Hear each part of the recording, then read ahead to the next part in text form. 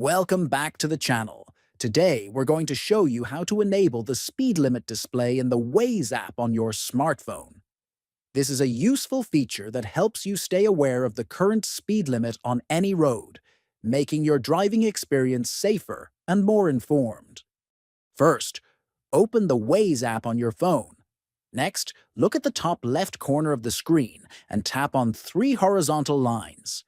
Then, from the menu that appears, tap on Settings.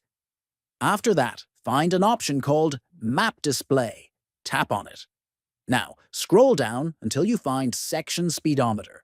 Tap on this option to open additional features related to speed tracking. Finally, tap on Speeding Threshold. Here you will see a list of speed limits that determine when Waze will alert you for speeding.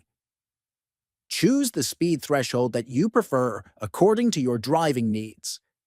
In conclusion, adjusting the speeding threshold in Waze is simple and allows you to customize your driving alerts for a better and safer experience.